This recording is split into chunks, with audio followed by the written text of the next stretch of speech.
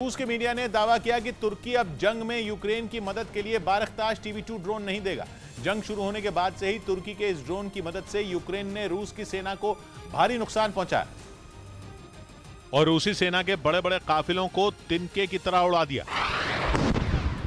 Ukraine ने कई बार यह दावा किया कि तुर्की का यह ड्रोन रूस की सेना का काल बन गया है, क्योंकि बारख्ताश TB2 ड्रोन के ताबड़तोड़ हमलों से कई मोर्चों पर पुतिन की सेना को पीछे हटने पर मजबूर होना पड़ा। लेकिन अब खबर है कि तुर्की यूक्रेन को अपना ये घातक ड्रोन नहीं देगा। मतलब ये कि ज़ेलेंस्की के एक मददगार ने जंग के बीच उनसे अपना हाथ छुड़ा लिया, अपने एक ऐसे हथियार की मदद रोक दी जिसने जंग में रूसी सेना के टैंकों और बख्तरबंद गाड़ियों के परखचे उड़ा दिए।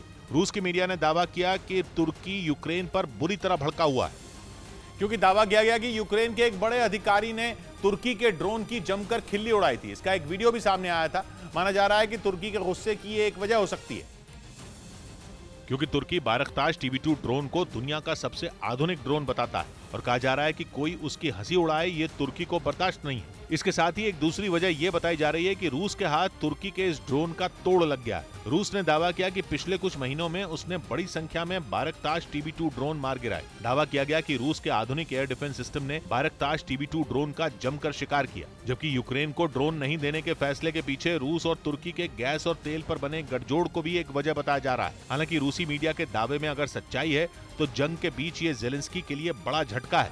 पंजाब के अमृतसर से दिल दहला देने वाला एक वीडियो सामने आया। वहां दो बदमाश पेट्रोल पंप पर लूटपाट की कोशिश करते दिखाई दिए।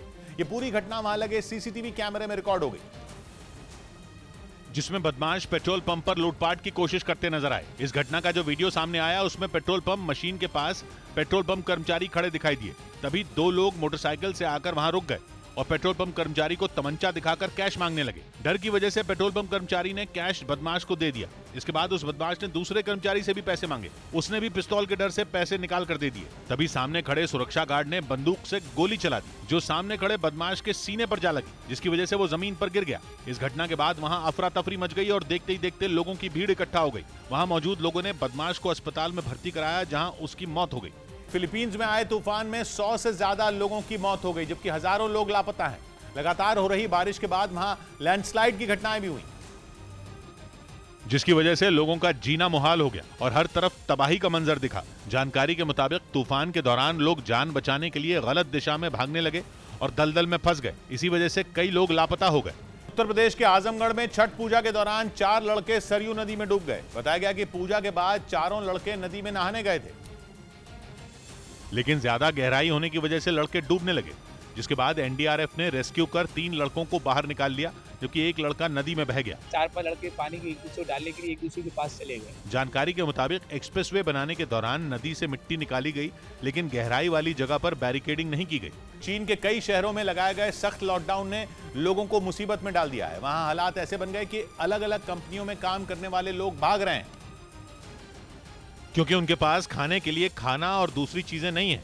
इसीलिए वो किसी तरह भागकर अपने घर पहुंचना चाहते हैं। कोरोना वायरस पर लगाम लगाने के लिए चीन की सरकार ने जीरो कोविड नीति लागू कर रखी है, जिसकी कीमत वहां के लोगों को चुकानी पड़ रही है। गुजरात के मोरबी में पुल हादसे के बाद पुलिस एक्शन में आ गई। गुजरात ATS और मोरबी की पुलिस ने जगह जगह छापेमारी की और कई धाराओं में केस दर्ज कर ओरेवा कंपनी के 9 कर्मचारियों को गिरफ्तार कर लिया, जिनमें 2 manager, 2 ticket clerk, 3 security guard और 2 रिपेयरिंग कॉन्ट्रैक्टर शामिल हैं। इसी कंपनी ने मोरबी में ब्रिज की मरम्मत की थी।